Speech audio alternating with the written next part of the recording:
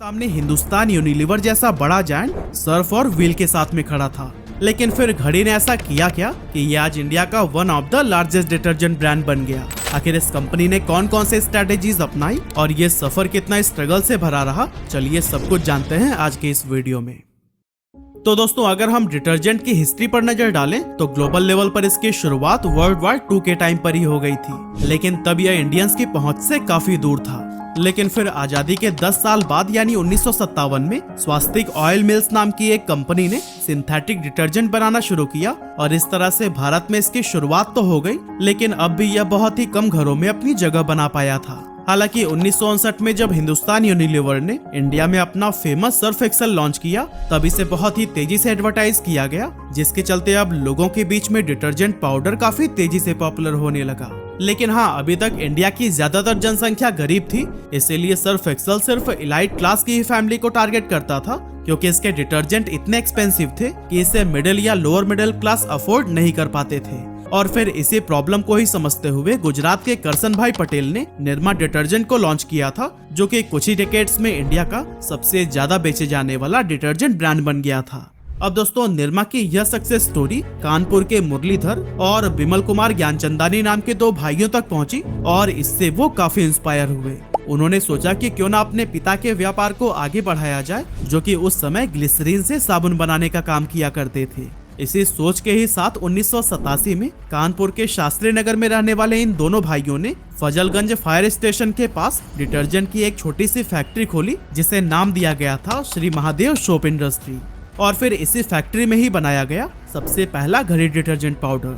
अब दोस्तों, फजलगंज की ये फैक्ट्री भले ही छोटी थी, पर इन भाइयों के अरमान काफी बड़े थे, इसीलिए वो पूरी मेहनत और जुनून के साथ काम में जुट गए। हालांकि लंबे समय तक उनका व्यापार नहीं चल पाया, क्योंकि उनके सामने निरमा और हिंदुस्तान यूनिलीवर के व्हील जैसे कई सारे पॉपुलर प्रोडक्ट्स थे, जिन्हें पछाड़कर आगे निकल पाना बिल्कुल भी आसान नहीं था। हालांकि इस बात का अंदाजा उन्हें पहले से ही था, इसीलिए उन्होंने कभी भी धैर्य नहीं खोया और दुकानदारों से लेकर गली मोहल्ले में लोगों को डिटर्जेंट खरीदने के लिए मनाते रहे। हालांकि जब काफी कोशिशों के बाद भी मुनाफा नहीं हो पा रहा था, तो वो समझ गए कि उन्हें कुछ ऐसा करना होगा जो बाकी की कंपनीज नहीं कर रही हैं। उस दौर में जहां ज्यादातर वॉशिंग पाउडर पीले या फिर नीले रंग के होते थे, इन्होंने सफेद रंग का वॉशिंग पाउडर बनाकर बाजार में उतारने का फैसला किया। इसके अलावा ज्ञानचंदानी ब्रदर्स ने एक मजबूत और जुबान पर चढ़ जाने वाली टैगलाइन भी दी, पहले इस्तेमाल करें फिर विश्वास करें। ये टैगलाइन लोगों को बहुत पसंद आई और उन्होंने सोचा कि जब कंपनी को अपने प्रोडक्ट पर इतना भरोसा है, तो फिर क्यों ना इसे हम एक बार आजमा कर ही देखें। और फिर जब लोगों ने इसका इस्तेमाल किया, तो इस डिटर्जेंट की भर भर के झाग और सफेदी लोगों को खूब पसंद आई। अब कंज्यूमर्स का भरोसा इस प्रोडक्ट पर बढ़ने लगा और धीरे धीरे कानपुर समेत आसपास के इलाकों में भी घड़ी का वॉशिंग पाउडर और केक पॉपुलर होने लगा।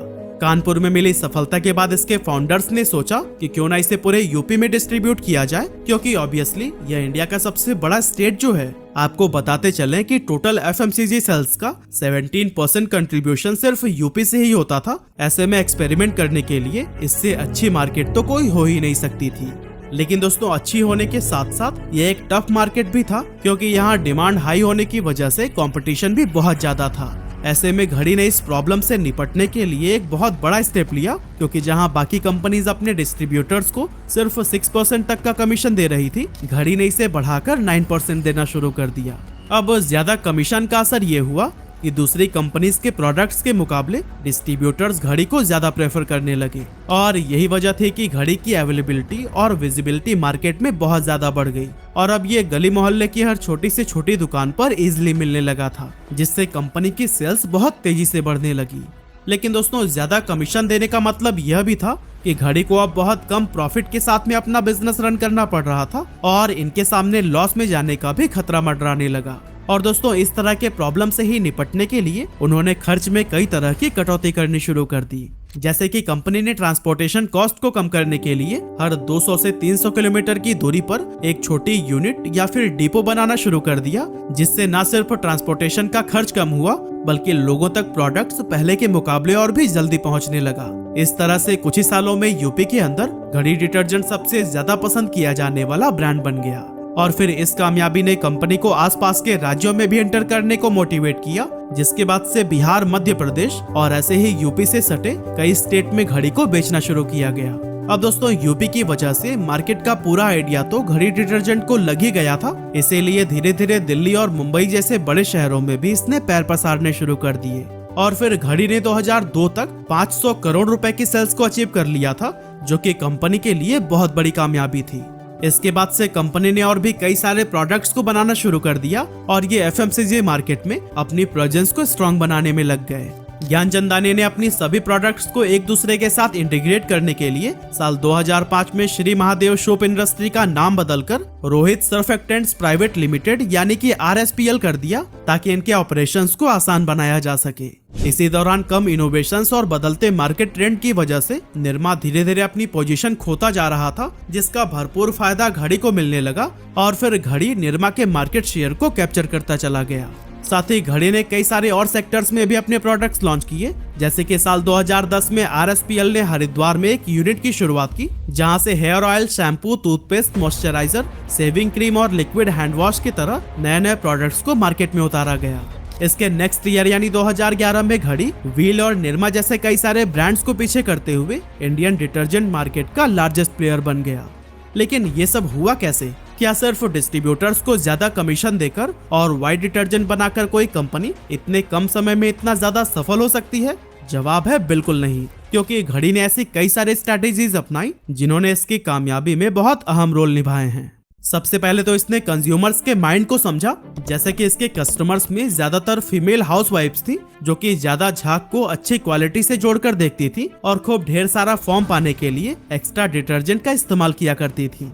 ऐसे में घड़ी ने इस इंसाइट्स को समझा और खुद को ऐसे एडवर्टाइज करना शुरू किया कि उनके डिटर्जेंट से सबसे ज्यादा झाग मिलता है। साथ ही पहले इस्तेमाल करें फिर विश्वास करें, इस कॉन्फिडेंट क्लेम की वजह से कस्टमर्स इस नए प्रोडक्ट को ट्राई करने के लिए क्यूरियस होने लगे। लेकिन ये टैगलाइन दशकों पहले ही कानपुर के किसी गली मोहल्ले में दम तोड़ चुकी होती, अगर ज्ञानचंदानी अपने प्रोडक्ट्स के एडवर्टीजमेंट को प्रायोरिटी न देते।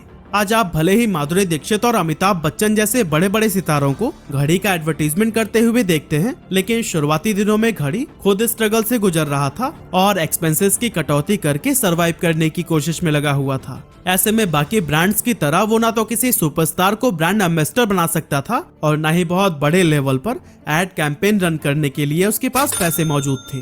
लेकिन बिना किसी एडवर्टीजमेंट के लोगों को अपने प्रोडक्ट के बारे में अवेयर कैसे करें?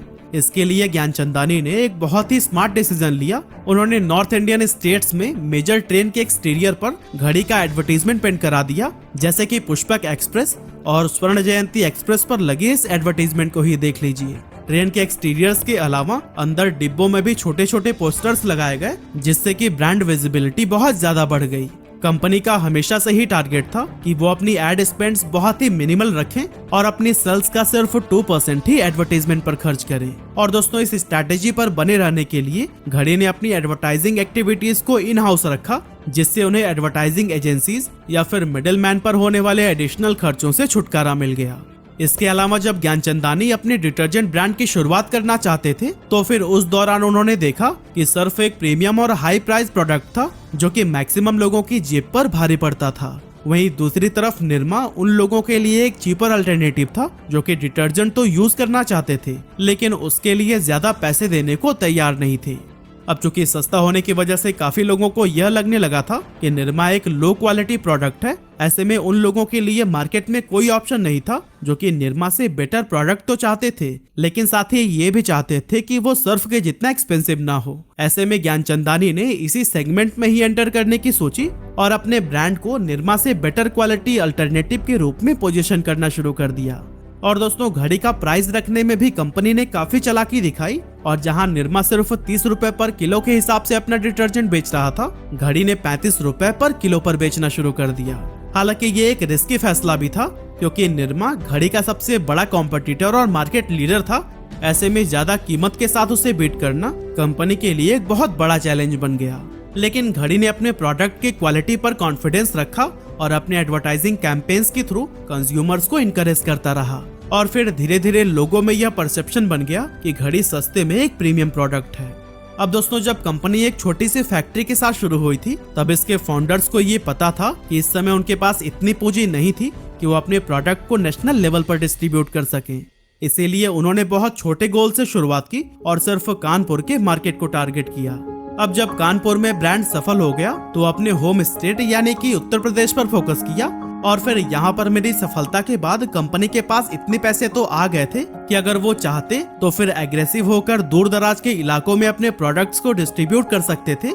लेकिन उन्होंने अपने पड़ोसी राज्यों जैसे कि एमपी, बिहार, पंजाब और हरियाणा को चुना ताकि उन्हें समझ आ सके कि यूपी के अलावा बाकी के कंज्यूमर्स की डिमांड क्या है, वहाँ किस तरह के एड कैंपेन काम करते हैं और कैसे अपने प्रोडक्ट्स को वहाँ के रीजन के साथ में जोड़ा जा सकता है। इसके लिए घड़ी ने कई सारे मैजिक शो करवाए, मेले में अपने स्टॉल लगवाए, एग्जीबिशंस में प्रोडक्ट्स का शोकेस किया और इसी तरह की कई सारे स्ट्रैटेजीज पर काम किया, जिसके चलते टायर 2 और टायर 3 के लोग भी इस ब्रांड के साथ में कनेक्ट होने लगे और फिर देखते ही देखते ये पूरे देश का पसंदीदा ब्रांड बन गया। यही वजह है कि आज देश में बिकने वाले हर 4 डिटर्जेंट ब्रांड्स में से एक घड़ी का ही बिकता है।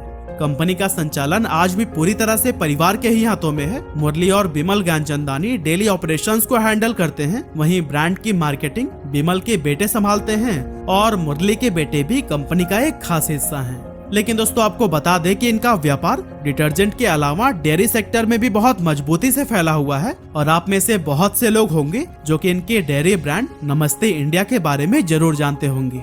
इसके अलावा 1995 में कंपनी ने मैन्युफैक्चरिंग बिजनेस में भी कदम रख दिया था और लियान ग्लोबल प्राइवेट लिमिटेड की स्थापना की थी।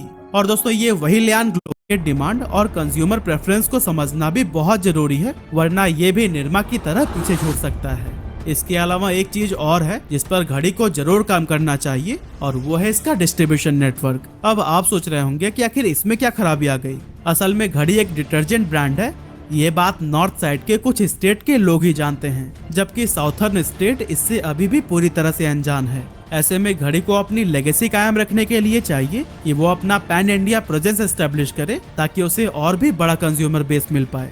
और दोस्तों अगर घड़ी इन स्ट्रैटेजीज को अडॉप्ट करता है तो फिर वो अपनी करंट सक्सेस व लेगेसी को लंबे समय तक कायम रख सकता है।